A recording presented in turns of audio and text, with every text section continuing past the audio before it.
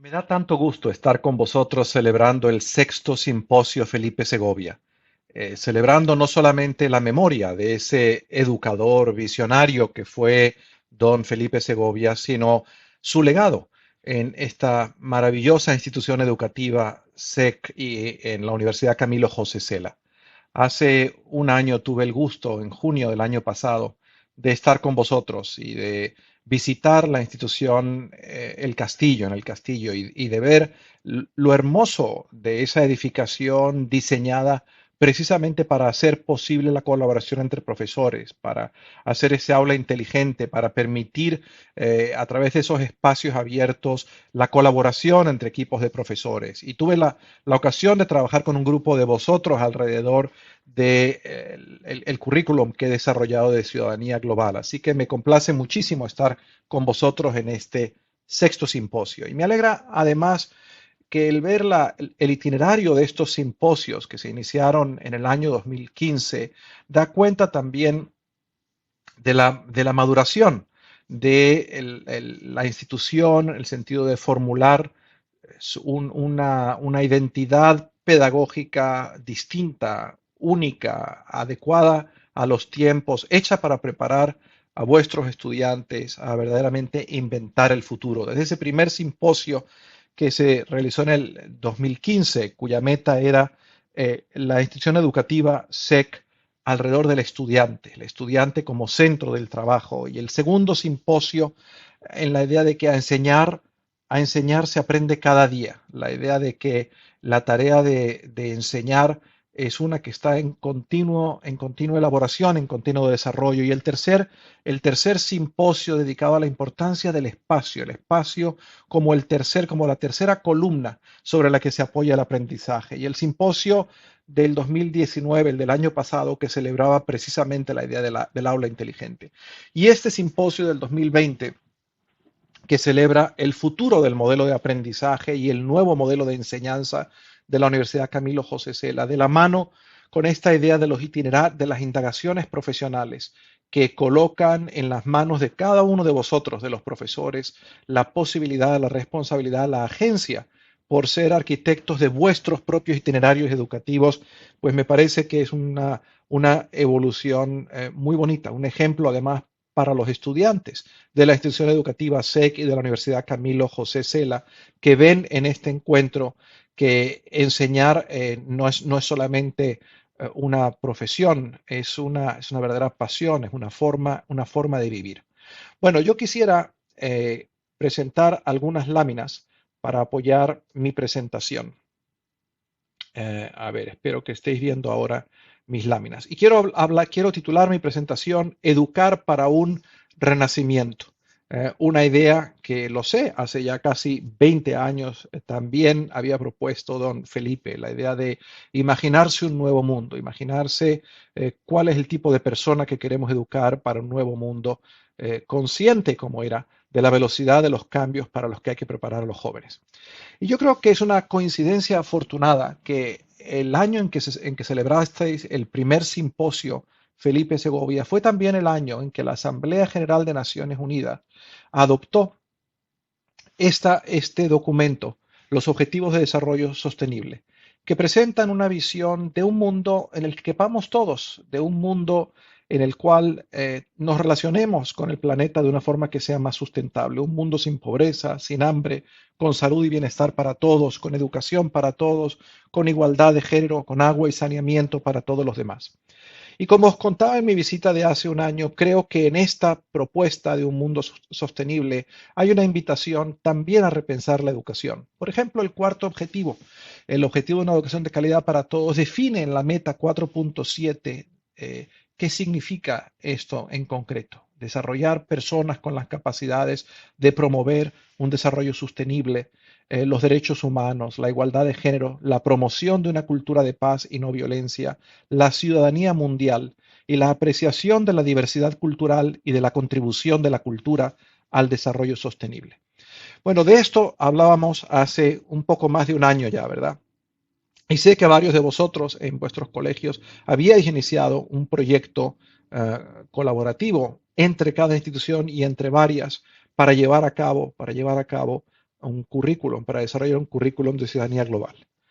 Y este año, hace ya 8 meses, cuando el director general de la Organización Mundial de la Salud declaró el COVID-19 como una pandemia, pues en cierta manera esto eh, interrumpió, digamos, interrumpió todos nuestros proyectos, no solamente por el impacto sanitario de la crisis, el impacto en la vida de las personas, sino por los múltiples impactos derivados de este. El primero y más evidente, el impacto económico, en donde la suspensión de la actividad económica pues produjo una contracción económica mundial.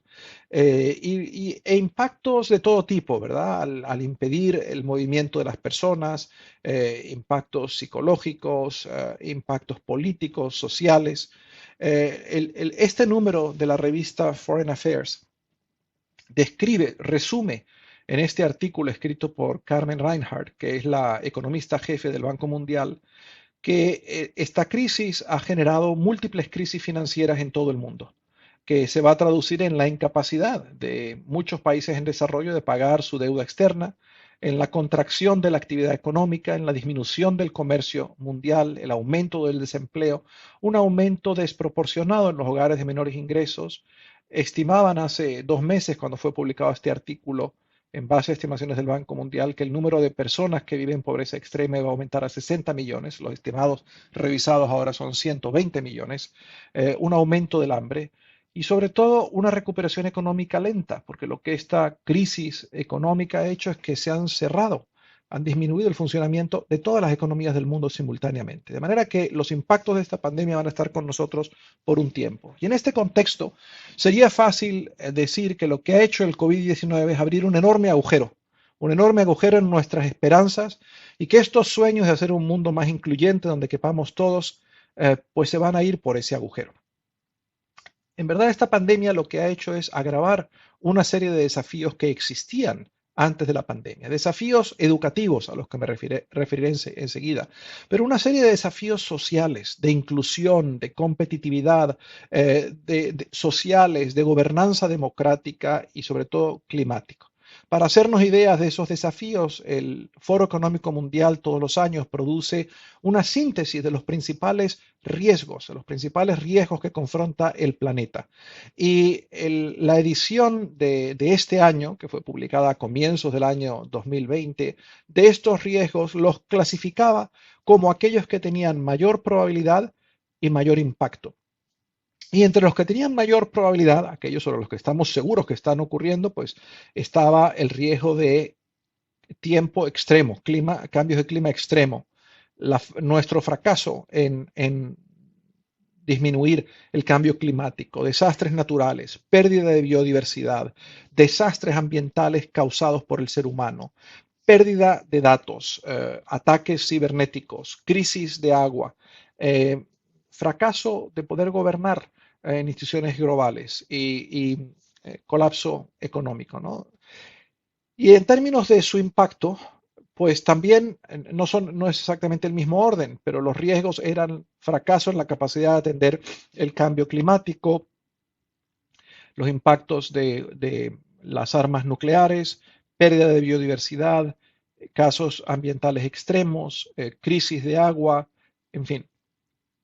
Y este reporte decía que digamos, el título era que la polarización económica y política se aumentará y para ello será necesaria colaboración más que nunca para poder responder a las graves amenazas al clima, a la salud pública y a los sistemas tecnológicos. Y este tema de la colaboración es muy importante porque sin ella va a ser muy difícil responder a crisis como esta, como la del cambio climático, ¿verdad?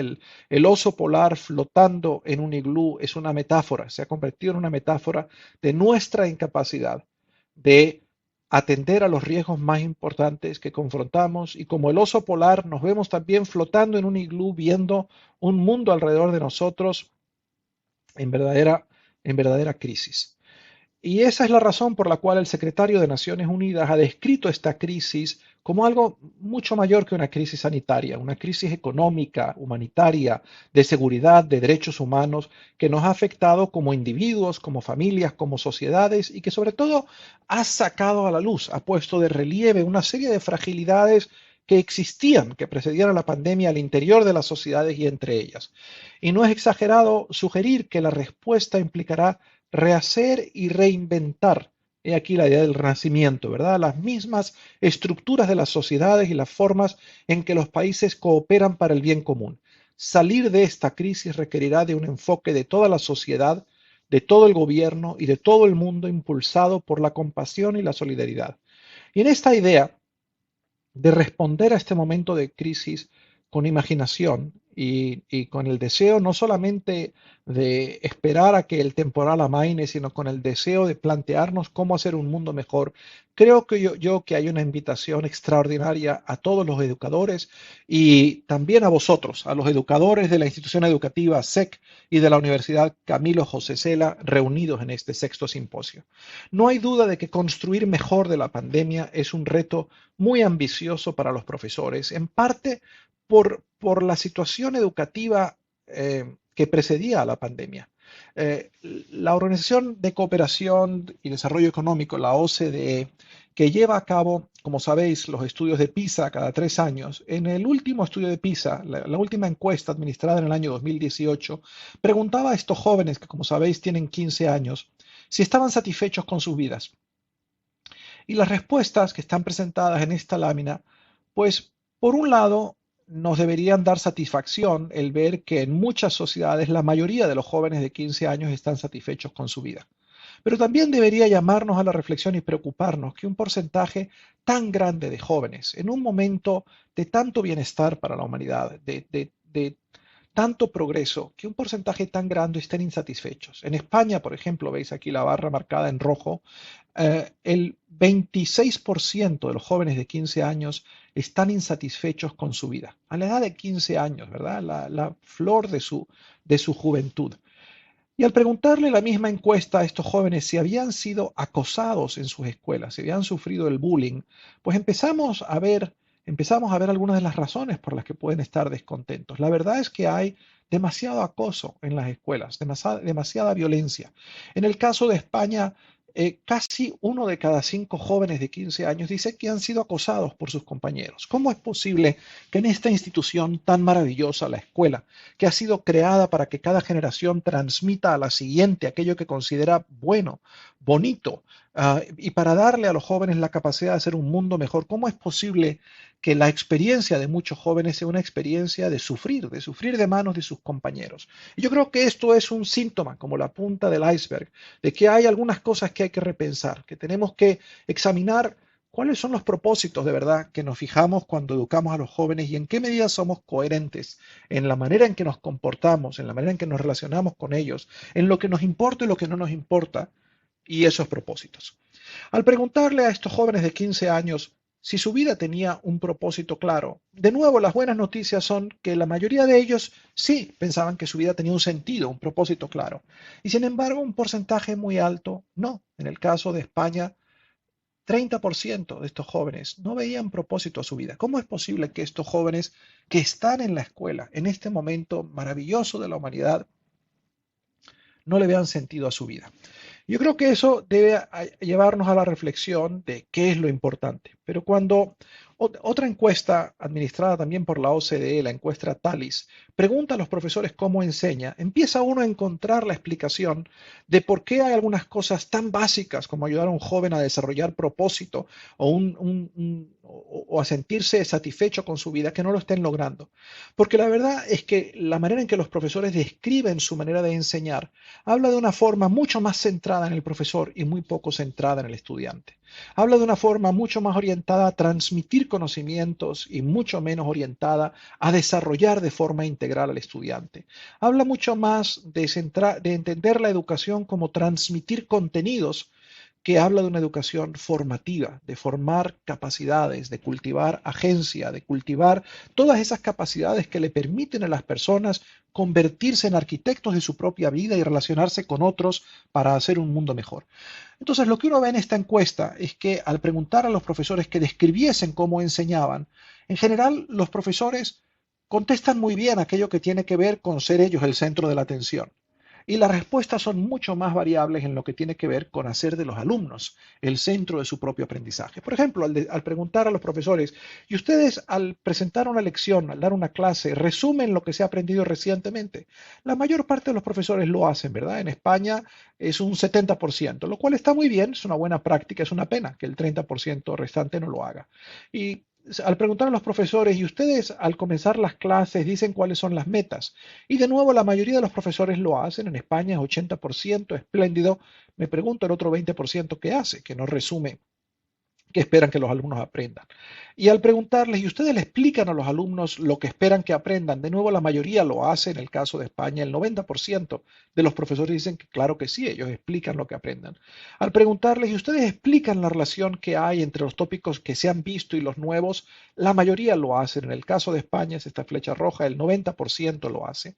Al preguntar a los profesores, ¿y ustedes le dan a los alumnos algunos problemas para resolver que no tengan una solución obvia? Y aquí las respuestas cambian.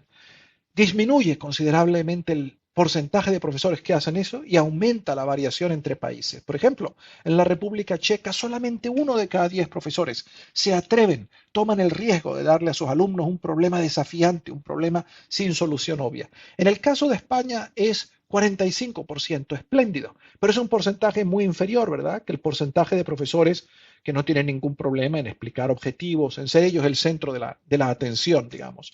Al preguntarle en esta encuesta si les dan a sus alumnos tareas que requieran pensar críticamente, de nuevo hay una gran disparidad entre países. En el caso de España, casi un 70% de los profesores dicen que hacen esto. Al preguntarle, ¿y ustedes les dan a sus estudiantes la posibilidad de trabajar en pequeños grupos para resolver problemas? Y de nuevo aquí baja el porcentaje y aumenta la disminución. En el caso de España, solo 45% lo hacen.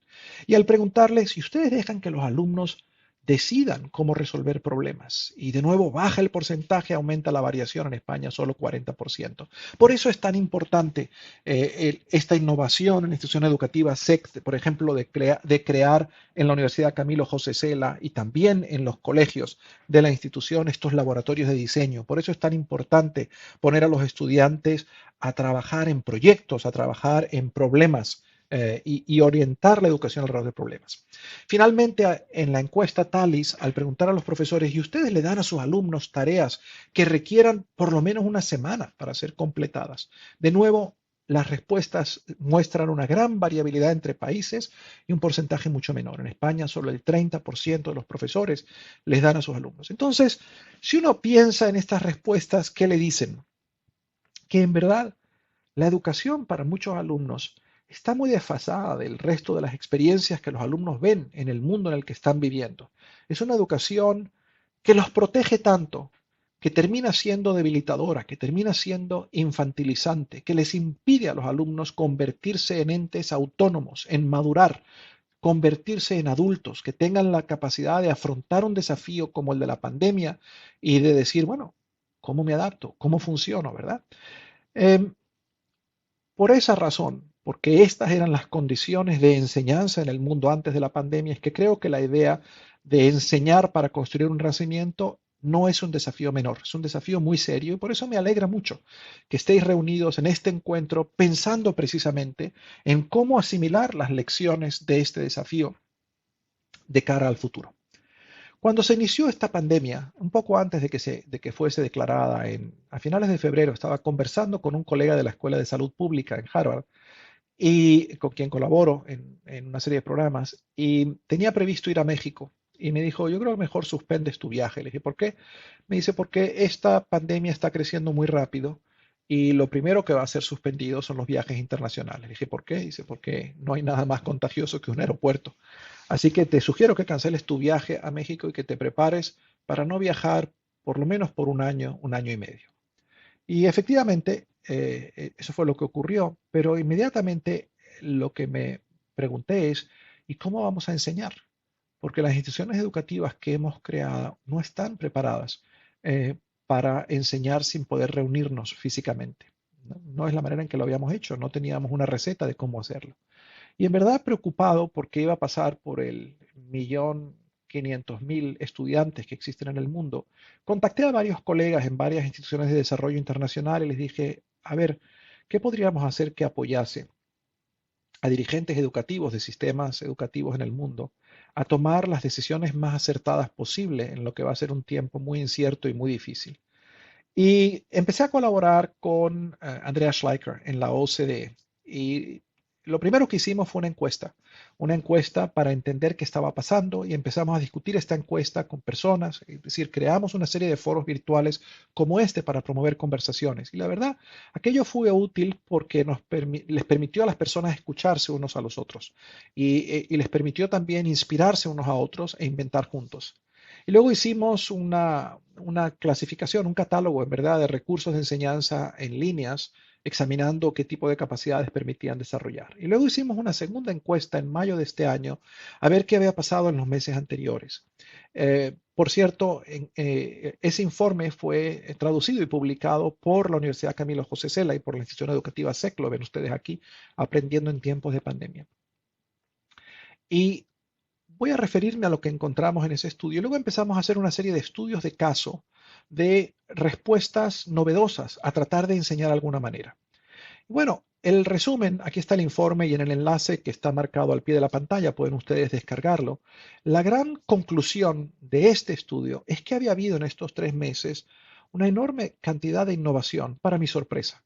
En verdad, cuando hicimos el primer estudio, el de marzo, yo pensaba que lo que venía era una noche muy oscura en materia educativa, donde la mayoría de los estudiantes en el mundo no iban a aprender nada.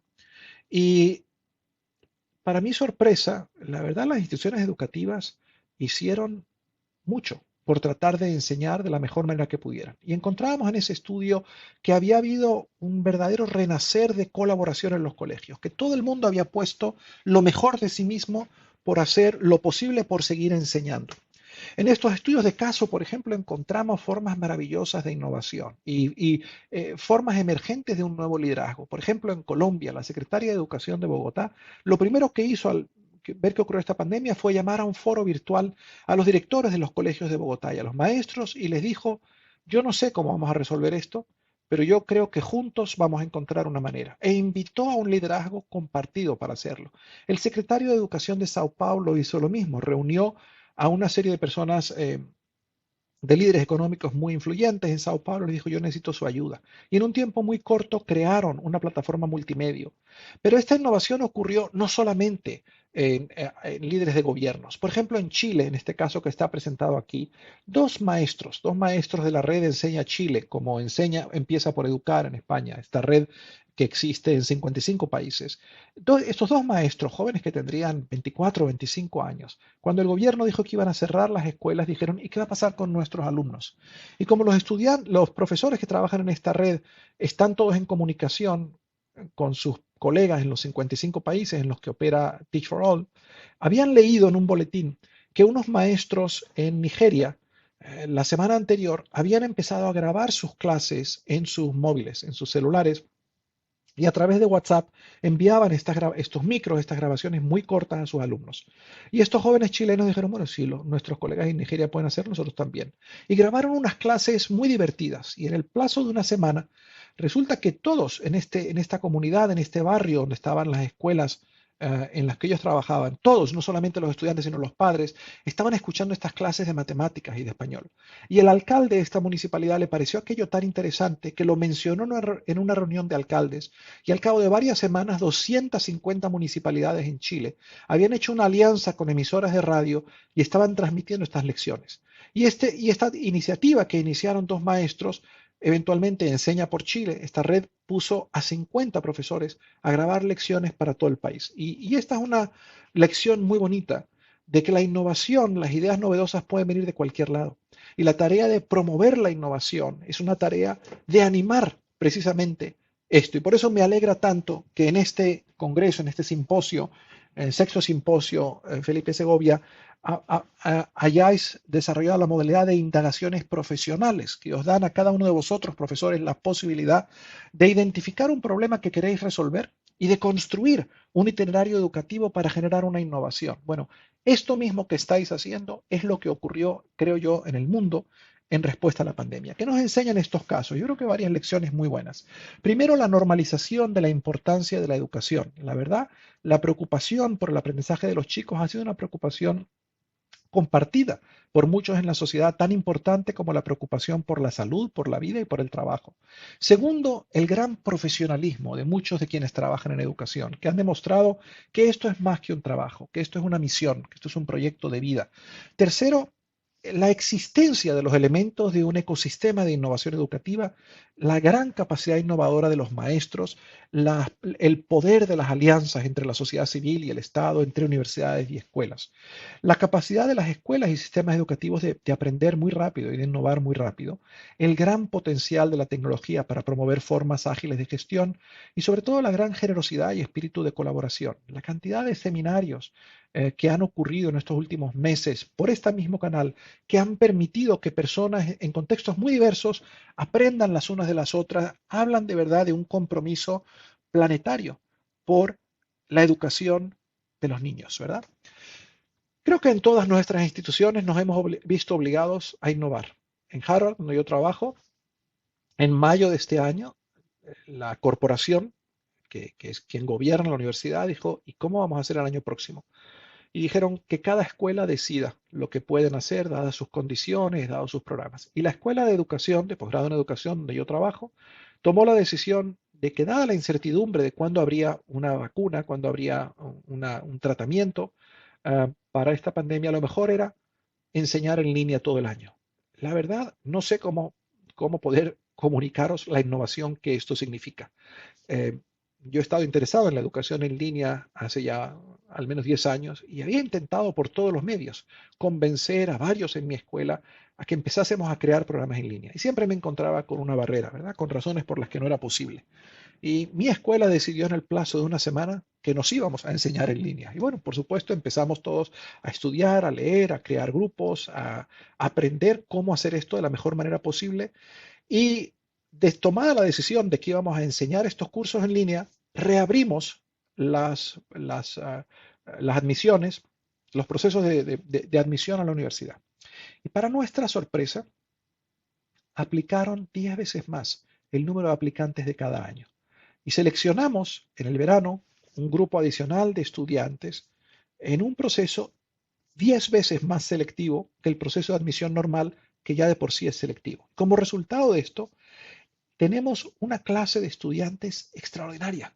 Yo tengo en mis clases en este momento personas que han sido ministras de educación. Tengo en mis clases personas que han estado trabajando por 20 años dirigiendo instituciones educativas, eh, juntos con personas más recientes, egresados universitarios más recientes. Es decir, esta innovación esta crisis nos dio la posibilidad de ensayar cosas nuevas de las cuales hemos aprendido mucho. Yo creo que la gran oportunidad para todos es evaluar, sopesar cuál es este dividendo de innovación y cómo movilizarlo para acelerar la transformación de la escuela recuperada la pandemia. Y por eso me parece tan importante este congreso, por eso me da tanto gusto tener la posibilidad de estar conversando con vosotros hoy, porque creo que este simposio, este sexto simposio sobre el futuro del aprendizaje, en el resto de la historia de la institución educativa será recordado como el momento en el cual la institución en su conjunto se dio el tiempo para pensar qué hemos aprendido y qué significa esto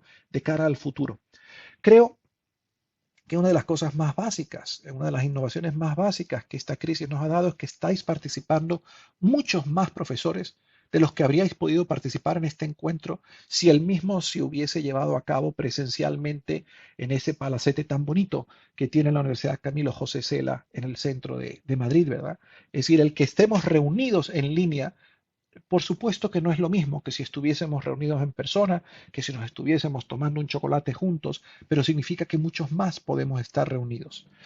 Entonces, una de las cosas en las que yo tengo mucho interés es en qué medida es posible movilizar este dividendo educativo para crear escuelas que aprendan. cómo podemos durante esta pandemia acelerar el proceso de transformación de las escuelas para crear no aulas inteligentes, como decía don Felipe, sino escuelas inteligentes, escuelas que aprendan. ¿Qué significa una escuela que aprenda? Una escuela donde hay una visión verdaderamente compartida, que está centrada en que todos tienen que aprender, que está centrada en las competencias que son necesarias para el siglo XXI, que refleja esa visión una construcción de verdad participativa, incluyendo a todos, a los padres y a la comunidad escolar. Este momento en el cual ha habido que pensar, bueno, ¿qué podremos hacer teniendo que enseñar en línea o enseñando de una forma distinta? Es también el momento de repensar y qué es lo que es verdaderamente importante. Entonces, si los objetivos de desarrollo sustentable nos invitaban a repensar qué enseñar, esta pandemia nos ha recordado lo importante que es hacer eso.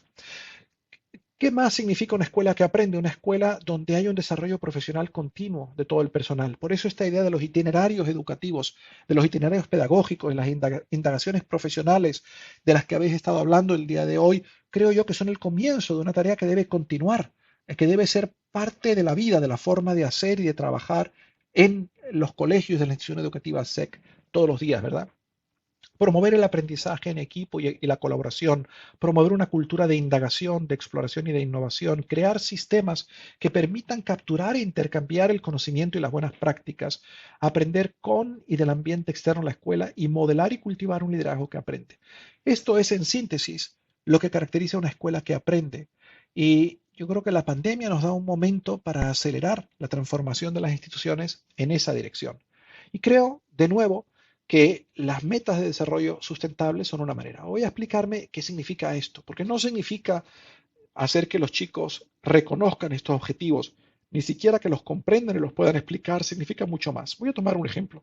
Varios de estos objetivos tienen que ver con el riesgo serio del cambio climático. Y en este libro de publicación reciente que podéis encontrar en este enlace, desarrollo una propuesta y un currículum para preparar a los jóvenes para el cambio climático. Pero este currículum en lo que consiste es en desarrollar las capacidades para mitigar, adaptarse y revertir, ¿no? Revocar el cambio climático.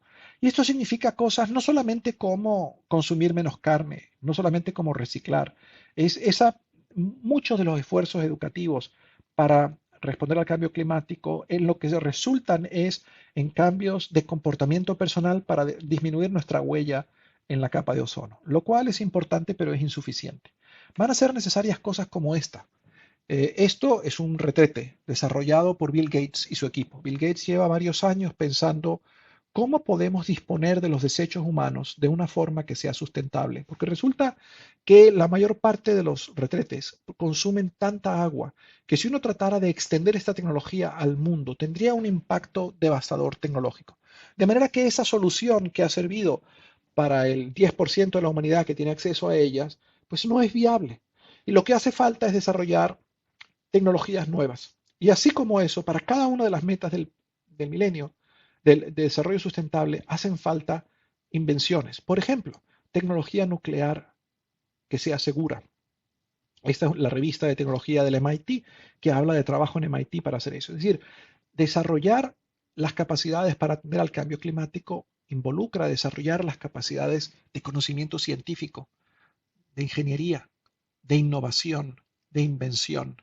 Aquel viejo debate entre Unamuno y Ortega, inventen ellos, en este momento no se vale. En verdad tenemos que inventar todos y todas. Es decir, hace falta desarrollar las capacidades de invención de los jóvenes. Entonces, educar para el cambio climático significa desarrollar motivación para inventar formas de vida más sostenibles. ¿De qué habla esto? De cultivar una ética, de desarrollar una ética, de desarrollar la imaginación moral de los jóvenes, ¿verdad? Además, por supuesto, que la comprensión de la ciencia del cambio climático, la capacidad de diseñar innovaciones tecnológicas, una comprensión de los sistemas sociales que explican que consumamos de la manera en que lo hacemos, ¿verdad? Y el desarrollo de un razonamiento ético que nos ayude a integrar pensamiento crítico sobre el impacto actual del cambio climático, nuestra imaginación moral y la motivación personal para actuar, y la competencia para hacerlo de forma efectiva. Es decir, educar a los jóvenes para revertir el cambio climático requiere de una educación integral, de ciencia, de humanidades, de arte, de ingeniería, de diseño. Hay mucho por hacer. Los estudios de la OCDE muestran, por ejemplo, evaluando la comprensión científica de los jóvenes, que estamos muy lejos de un punto en que los jóvenes puedan ni siquiera comprender el cambio climático. Y lo vemos, ¿verdad? En la manera en que mucha gente ha respondido a las orientaciones mínimas sanitarias de qué cosas hacer para prevenir la expansión de la pandemia. Pues aquí en Estados Unidos el tema de utilizar mascarillas o no se ha convertido en un tema absurdo, completamente politizado. Sí, como si fuésemos por lo menos la mitad de la población, unos verdaderos analfabetos, unos ignorantes científicos que pensásemos que el no utilizar una máscara es una expresión de nuestra autonomía, de nuestra libertad, sin darnos cuenta de que es la cosa más básica que uno podría hacer para protegerse y proteger a los que tiene alrededor, ¿verdad? En un contexto así. Bueno, eh, en cierta manera, esta pandemia es una alegoría de los desafíos más profundos que tenemos y es un recordatorio de lo mucho que nos queda por hacer por desarrollar las capacidades para afrontar a estos desafíos, ¿verdad? Porque si no somos capaces de ponernos una mascarilla, sin duda alguna nos queda mucho por hacer, por tener las capacidades para inventar las tecnologías nuevas. ¿En qué consiste esta propuesta curricular que está en este libro recién publicado? Pues en una estrategia, desarrollar estrategias contextualizadas que permitan a los jóvenes entender qué impactos específicos tiene el cambio climático en donde yo estoy, cómo afectan a varias poblaciones, cuáles de estas poblaciones deben ser educadas, qué conocimientos, disposiciones y comportamientos hay que educar, cuáles son los medios para llegarles. En fin, pueden ustedes leer el libro. En nuestra reunión, la que tuve con varios de vosotros en junio del 2019, pues os presentaba estos currículum que he desarrollado, que son currículum alineados con los objetivos de desarrollo sustentable y a los que no me voy a referir, pero en los enlaces que están marcados ahí podéis descargar copias de estos libros. Más recientemente he publicado este libro, que es una perspectiva multidimensional de cómo lograr hacer de la transformación educativa para educar ciudadanos globales no un proyecto de aula, sino de escuela. Y la editorial SM ha publicado este libro en español. De hecho, estará publicado a finales de este mes con el título Educación Global para Mejorar el Mundo. Espero que todos podáis leerlo y que me digáis qué pensáis de este libro. Y la idea de este libro es que hay que pensar el cambio educativo más allá del currículum y de la formación global. Hay que realmente pensar esto sistémicamente. Y pensarlo sistémicamente requiere de tener de 5 miradas, como un caleidoscopio, ¿verdad? Una mirada cultural, psicológica, profesional, institucional y política.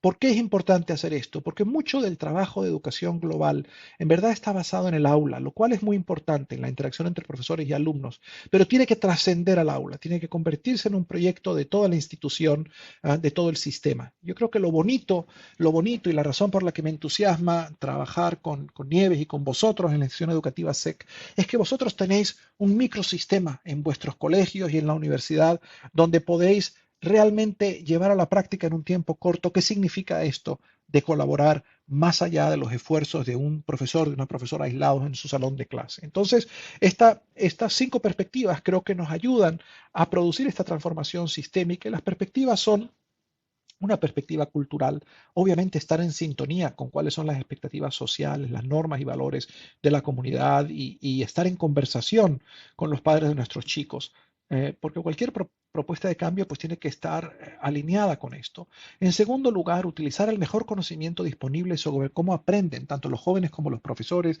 y movilizar ese conocimiento para hacer un cambio de currículum. Aquí hay una síntesis reciente creada por la Academia Nacional de Ciencias de los Estados Unidos sobre el conocimiento de aprendizaje. Tercero, una perspectiva profesional, ¿verdad? Que desarrolle las capacidades, la experticia de los profesores. Ese tema al que os refería es en vuestro simposio del 2017. El aprender a enseñar se aprende cada día. La construcción de esta profesión debe ser un proceso continuo, que tenga oportunidades continuas como estos itinerarios pedagógicos y estas indagaciones profesionales, ¿verdad? Eh, Luego, una perspectiva institucional, asegurar que los diferentes elementos del rompecabezas, el currículum, los materiales de instrucción, los sistemas tecnológicos, las plataformas tecnológicas, los sistemas de formación están todos alineados. Y finalmente, una perspectiva política. La institución educativa convoca a muchas personas con sus intereses, con sus corazones, con su visión de qué es lo bueno. Y es muy importante crear pues una plataforma de apoyo con el mayor consenso posible para tener la posibilidad de que los cambios perduren en el tiempo. Bueno, finalmente voy simplemente a mencionar 2 estudios recientes que espero que os sean útiles, dado este gran esfuerzo que estáis haciendo por hacer de la institución educativa SEC, un espacio de aprendizaje continuo también para los profesores. Y son estos dos estudios de formación de profesores, ambos publicados en español. En los enlaces que tenéis ahí podéis descargar estos libros. Preparar a los maestros para educar integralmente a los estudiantes ha sido traducido y publicado por la Universidad de Alicante en España. Y básicamente de lo que hablan estos estudios, simplemente lo mencionaré muy brevemente porque se me está terminando el tiempo, es de la importancia de pensar de otra manera la formación, ¿verdad? Estos son los programas que estudiamos, un programa en Chile, en Colombia, en México, en Singapur, en China, en la India, en Estados Unidos, pues reflejan una concepción que los profesores son adultos, ¿verdad? Que están ubicados socialmente y no forman solo las capacidades de los profesores, sino de todos los profesores. Por eso creo que es tan espléndida esta oportunidad que tenéis, que habéis tenido hoy de estar todos los profesores de la institución juntos, aprendiendo, estimulados por ideas nuevas y ojalá que podáis sostener oportunidades de este tipo en donde todo el personal de una escuela esté trabajando en un proyecto de mejoramiento, de cambio institucional alrededor de esta visión del Future Learning Model, ¿verdad? Del modelo de aprendizaje para el futuro juntos como proyecto de escuela.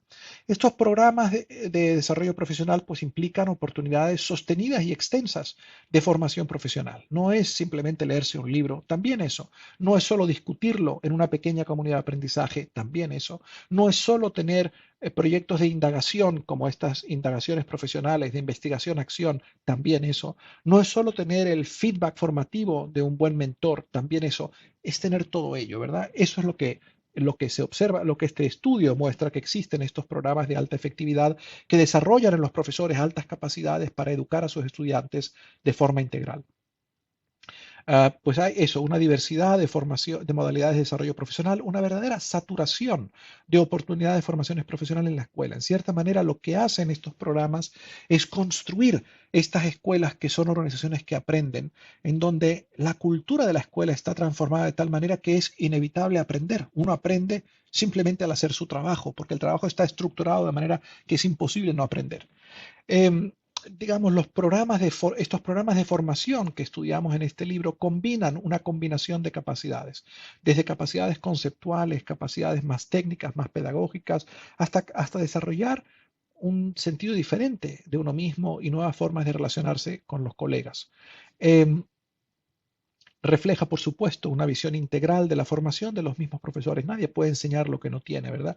Nadie puede cultivar la agencia de sus estudiantes si no tiene agencia. Nadie puede empoderar a sus alumnas si no está empoderada. Nadie puede promover el espíritu emprendedor innovador si no es innovador. Nadie puede enseñar la tolerancia si no es tolerante. Y lo que hacen estos programas es promover ese cultivo de los profesores como personas y con las capacidades de relacionarse con sus compañeros de otra manera. El desarrollo profesional pues incluye desde exposición a rutinas visibles, a protocolos como estos currículums que os he hablado, la observación directa, etcétera. Estos programas combinan oportunidades de aprendizaje dentro de la escuela con oportunidades fuera de la escuela. Y qué bonito es que vosotros podéis ahora utilizar las redes para hacer eso mismo. Dentro de cada escuela podéis tener muchas oportunidades de formación y de vez en cuando podéis reuniros, como lo estáis haciendo en este sexto simposio, para aprender, para ser desafiados por vuestros colegas, etcétera. Eh, las organizaciones a cargo, las organizaciones que movilizan todo este aprendizaje, construyen una serie de alianzas con instituciones fuera de la escuela para aumentar la capacidad de la escuela, ¿verdad? Eh, y estos programas, pues, entienden, básicamente tienen como meta transformar a la escuela en su conjunto y no solamente desarrollar las capacidades individuales de los profesores. En todos estos programas hay distintos sistemas de seguimiento, de monitoreo, de medición, eh, sobre todo formativa, y luego todas las organizaciones que están a cargo de estos programas pues muestran una orientación de aprendizaje. Bueno, para ir concluyendo, sin duda estamos en un momento de la mayor dificultad. Una pandemia es una cosa muy seria, no solamente por el costo que ha tenido, el impacto que ha tenido en la vida de las personas, el impacto económico, sino por el impacto que tendrá. Y no sabemos qué impacto puede tener esta pandemia en los años venideros. Sin duda va a tener costos sobre la vida de las personas. Si uno mira históricamente las pandemias, pues encuentra que las cosas pueden ir en varias direcciones. En el siglo XIV, una pandemia espantosa, la peste bubónica, la muerte negra que se llamó, que llegó a Italia en el 1347 y en el plazo de 2 años se había cargado a un tercio de la población italiana. Murieron un tercio de la población italiana. Y en aquel momento, que como sabéis, Italia consistía en pequeñas ciudadelas, ¿no? Básicamente autónomas, eh, pues esto tuvo un impacto devastador, pero en parte también hizo que las personas empezasen a cuestionar el orden que existía. Un orden político donde había mucha corrupción, un orden político muy basado en el poderío militar, donde estas pequeñas ciudades se gastaban lo que tenían y lo que no tenían en ejércitos, ¿verdad? Para competir con las demás. Un orden político donde la iglesia, pues también tenía casos de muchísima corrupción. Y en este contexto, digamos, varias décadas de esta pandemia, en la pequeña ciudad de Florencia, en esta ciudad tan bonita, la señoría, los representantes de la ciudad, los empresarios básicamente de la ciudad, los comerciantes que estaban a cargo de la ciudad, decidieron hacer algo distinto a lo que hacían otras ciudades. Decidieron que no iban a tener ejército, que no iban a gastar el dinero que no tenían, y decidieron en particular que lo que iban a hacer era invertir en el desarrollo de la humanidad, invertir en el arte, invertir en la ciencia, en un momento en que la ciencia como la conocemos no existía todavía. Y en particular Lorenzo de Medici, que había heredado un banco, el Banco del Vaticano, pero un banco quebrado, empieza a promover eh, a personas como Leonardo da Vinci, como Donatello, como Rafael, como Miguel Ángel, como Maquiavelo. Y en esta ciudad tan chiquitita, ¿verdad? En esta ciudad tan chiquitita se encuentran estos artistas y de la interacción de estas ideas, de la imaginación de estas personas, surge verdaderamente el Renacimiento italiano. De manera que yo encuentro una gran esperanza en este hecho histórico, de cómo la muerte negra, la peste bubónica en Italia, en verdad contribuyó al Renacimiento italiano. Por supuesto, este no es el único escenario posible. Hace un siglo, en la pandemia de 1918, pues también esta pandemia trajo cosas terribles, entre ellas también de forma indirecta y un par de décadas después, la Segunda Guerra Mundial. Y el mecanismo por el que generó la Segunda Guerra Mundial es porque la llegada de la pandemia a Alemania en el 1918, en el momento en que se está estableciendo la República de Weimar, la pandemia junto con el Tratado de Versalles, que básicamente le entilgó a los alemanes todo el costo de la Primera Guerra Mundial, se tradujo en el desarrollo de un nacionalismo muy chauvinista, muy intolerante. Empezaron a emerger unos grupos de personas que dijeron básicamente nadie quiere a los alemanes, el mundo está en contra de los alemanes, nuestros problemas son culpa de otros. Y un completo desconocido, Adolfo Hitler, en el año 1918 tuvo la paciencia de hilvanar una alianza entre todos estos pequeños grupos intolerantes. Empezó a aparecer la violencia política, empezaron a aparecer bombas y los atentados, etcétera. La violencia se empezó a convertir en un arma política. Y en 12 años este hombre había pasado de ser de un completo desconocido a ser el canciller electo de Alemania. Aquí está reseñado un estudio del Banco Federal de Reserva de Nueva York, publicado en el verano de este año, que demuestra de forma clara cómo el impacto económico de la pandemia que deprimió la actividad económica en Alemania y que redujo el gasto municipal, en verdad fue la razón que marginó a mucha gente de la sociedad. Es decir, que la gripe española del 1918, en cierta manera, significó la ruptura de la democracia en Alemania, el surgimiento del nazismo y eventualmente la Segunda Guerra Mundial.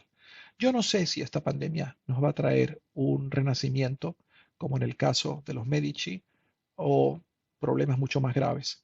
De lo que no tengo duda es que la respuesta no está escrita en las estrellas ni en las montañas.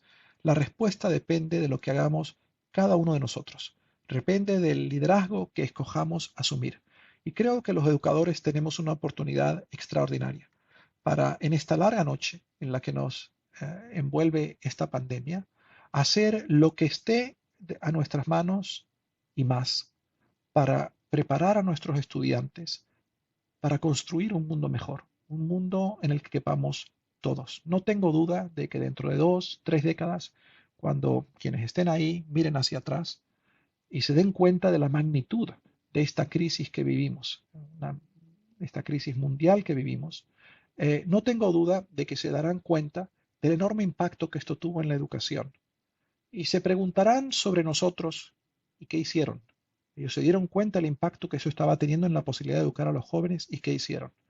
Y yo tengo la esperanza de que la respuesta sea, hicieron todo lo que estuvo de su mano, a su alcance y todavía más. Y por esa razón me da mucho gusto el que vosotros, la institución educativa SEC y la Universidad Camilo José Cela, os hayáis reunido hoy para para tener precisamente esta reflexión. ¿Qué es lo que os toca hacer en este contexto tan difícil para la humanidad, para que en este contexto tan difícil preparéis a los estudiantes para construir un mundo mejor, para construir un renacimiento? Muchísimas gracias.